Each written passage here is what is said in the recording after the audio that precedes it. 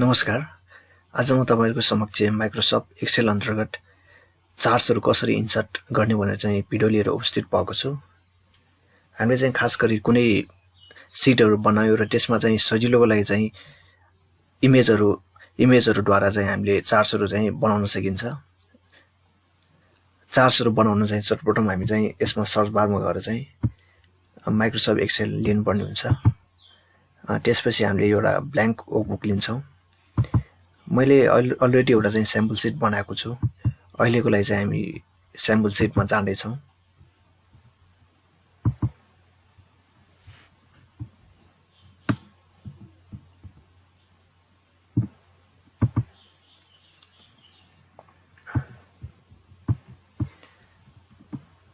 मैले यसमा चाहिँ तीनटा सिट लिएको छु। यो फर्स्ट सिटमा चाहिँ कन्ट्री पपुलेसन, एक साइडमा चाहिँ कन्ट्री पाँचवटा कन्ट्रीको नाम लेखेर अर्कोमा चाहिँ पपुलेसन दिएको छु। अब इन केस हामीले चाहिँ यो वेमा गर्दा चाहिँ यो वे भन्दा पनि हामीले चाहिँ एट्र्याक्टिभ र बुझ्ने गरी गर्नको लागि चाहिँ हामीले चाहिँ यसलाई चाहिँ चार्ट्सबाट चाहिँ रिप्रेजेन्ट गर्न सक्छौं। चार्ट्सहरु इन्सर्ट गर्नको लागि चाहिँ हामी चाहिँ यसमा माथिको ट्याबमा चाहिँ इन्सर्ट ट्याबमा गएर चाहिँ हामीले यसमा चार्ट्सहरु यसमा क्लिक गर्नुपर्ने हुन्छ। यसमा क्लिक गरिसकेपछि हामीले चाहिँ 2D कोलम वा 3D कोलम, अहिलेको लागि चाहिँ हामीले चाहिँ 2D कोलम लिन गइरा छौं। यति भइसकेपछि हामीले चाहिँ यसमा चाहिँ माथिको अप्सन चाहिँ पपुलेसन दिएको छ भने चाहिँ सेकेन्डमा चाहिँ यसमा कन्ट्रीको नामहरु चाहिँ दिएको छ। यसमा यो फिगरहरु चाहिँ यसमा दिएको छ।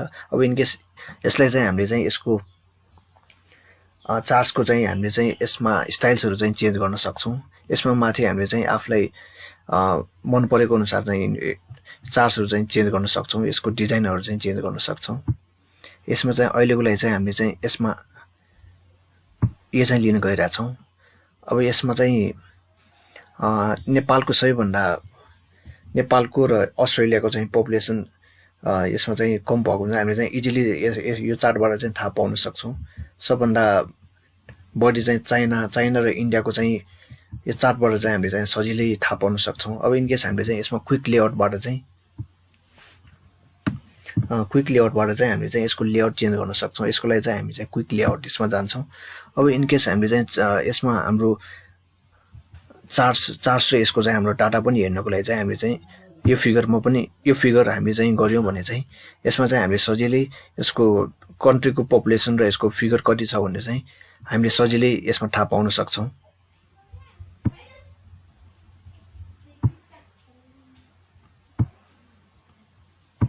यति भइसकेपछि हामीले चाहिँ सजिलै हामीले चाहिँ कुन कन्ट्रीमा चाहिँ पपुलेसन धेरै छ भनेर चाहिँ हामीले सजिलै पत्ता लगाउन सक्छौं। चार्ट्सहरु चाहिँ धेरै एमएस एक्सेलमा चाहिँ धेरै हेल्पफुल हुन्छ। डाटाहरु चाहिँ सजिलै तरिकासँग रिप्रेजेन्ट गर्न चाहिँ मैले अर्को सिट पनि लिएको छु। अर्को सिटमा चाहिँ मैले चाहिँ यसमा नेम, एक साइडमा नेमहरु छ भने अर्कोमा चाहिँ marks obtain by the students index दिएको छु। यसको लागि पनि हामीले चाहिँ यो एउटा चार्टमा चाहिँ रिप्रेजेन्ट गर्न गइरा छौं। यसको लागि चाहिँ सर्वप्रथम हामीले चाहिँ यो डाटालाई चाहिँ सिलेक्ट गर्नुपर्ने हुन्छ। त्यसपछि हामीले इन्सर्टमा गएर चाहिँ यसमा हामीले चाहिँ इन्सर्टमा गएर चाहिँ यसलाई चाहिँ हामीले चाहिँ 3D कोलममा चाहिँ लिन गइरा छौं। यसको लागि चाहिँ हामीले चाहिँ यसलाई सिलेक्ट गर्नुपर्ने हुन्छ। सिलेक्ट गरिसकेपछि हामीले चाहिँ यसमा चाहिँ डाटाहरु चाहिँ सजिलै सबभन्दा बढी कसको मार्क्स आएको छ भने चाहिँ हामीले सजिलै थाहा पाउन सक्छौं। यसमा चाहिँ सुरेशको चाहिँ बढी आएको छ भने चाहिँ हामीले चाहिँ यो चार्टबाट चाहिँ हामीले सजिलै थाहा पाउन सक्छौं। यसको लागि चाहिँ हामीले चाहिँ यसको डिजाइन चाहिँ चेन्ज गर्न सक्छौं।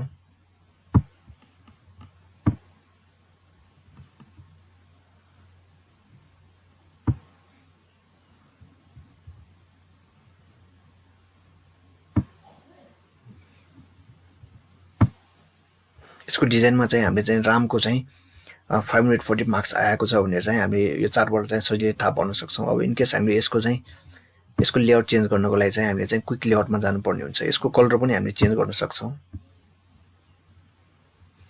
यसको लेआउट चेन्ज गर्नको लागि चाहिँ हामीले चाहिँ यसमा गएर चाहिँ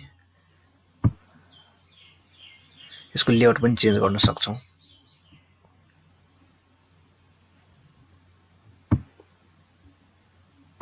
अहिलेको लागि चाहिँ हामीले चाहिँ यो लेआउट चाहिँ लिन गइरा छौं।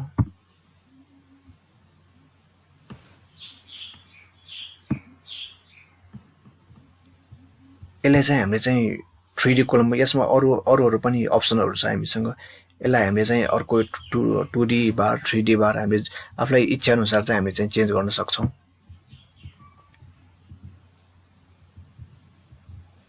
अर्को सिटमा चाहिँ मैले चाहिँ यसमा चाहिँ मोबाइलको चाहिँ एन्ड्रोइड सिस्टमहरू चाहिँ मैले दिएको, अपरेटिङ सिस्टमहरू दिएको छु। यसमा चाहिँ Android operating system, BlackBerry operating system र विन्डोज मोबाइल अपरेटिङ सिस्टम चाहिँ दिएको छु। यसमा चाहिँ टोटल युजर चाहिँ मैले यसमा मेन्सन गरेको छु। यसको लागि चाहिँ अहिले हामीले चाहिँ यसलाई चाहिँ पाइ चार्टमा चाहिँ चेन्ज गर्न गइरहेका छौँ। यसको लागि चाहिँ हामीले चाहिँ यसलाई सबै सिलेक्ट भइसकेपछि यसमा चाहिँ हामीले चाहिँ पाइ चार्टको अप्सन लिनुपर्ने हुन्छ। यसमा लिएपछि अहिले हामीले चाहिँ 2D पाइ चार्ट यसमा लिन गइरहेका छौँ। यति भइसकेपछि हामीले चाहिँ यसमा सजिलै कसको चाहिँ बढी छ भनेर चाहिँ हेर्न सक्छौँ। इनकेस हामीले चाहिँ पर्सेन्टेज पनि राख्नको लागि चाहिँ हामीले डिजाइनमा गएर चाहिँ यसमा अप्सनहरू दिएको छ।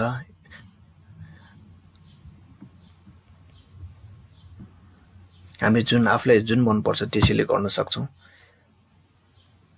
चार्ट टाइटल यसमा हामीले चाहिँ चार्ट टाइटल पनि राख्न सक्छौँ। अहिलेको लागि चाहिँ हामीले चाहिँ यसमा चाहिँ चार्ट टाइटल चाहिँ अपरेटिङ सिस्टम भनेर चाहिँ राख्न गइरहेका छौँ। यसको चाहिँ हामीले चाहिँ लेआउट चेन्ज गर्नु पर्यो भने चाहिँ यसमा क्विक लेआउट यो अप्सन चाहिँ हामीले चाहिँ जान सक्छौँ।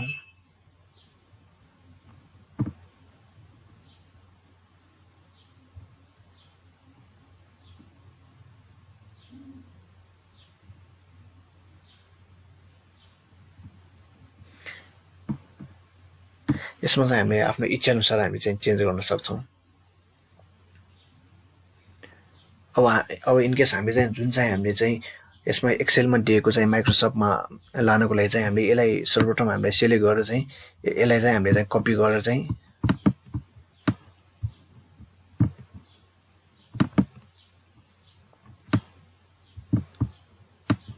यसले चाहिँ हामीले चाहिँ कपी गरेर चाहिँ हामीले चाहिँ हाम्रो डाटा चाहिँ वर्डमा पनि हामीले चाहिँ लान सक्छौँ। यसको लागि चाहिँ हामीले चाहिँ डाटा चाहिँ सबै कपी गर्नुपर्ने हुन्छ।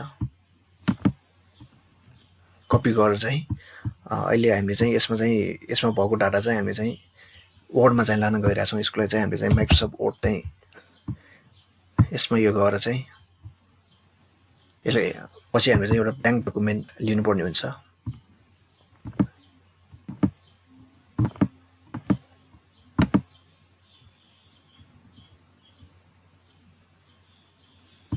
यति भइसकेपछि हामीले चाहिँ सजिलै हामीले चाहिँ जुन चाहिँ एक्सेलमा भएको हामीले चाहिँ यसमा एक्सेलमा भएको चाहिँ हामीले चाहिँ वर्डमा पनि हामीले चाहिँ डाटाहरू चाहिँ लिन सक्छौँ।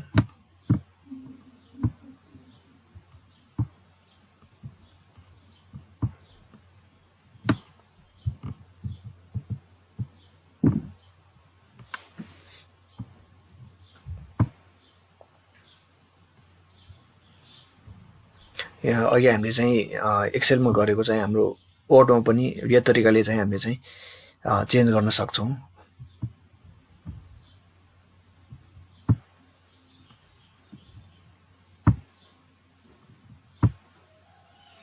आज मैले तपाईहरुलाई चाहिँ माइक्रोसफ्ट एक्सेल अन्तर्गत चार्ट्सहरू इन्सर्ट गर्ने चाहिँ को बारेमा चाहिँ जानकारी दिएँ। नेक्स्ट भिडियो लिएर चाहिँ म चाँडै उपस्थित हुनेछु। हस्, धन्यवाद।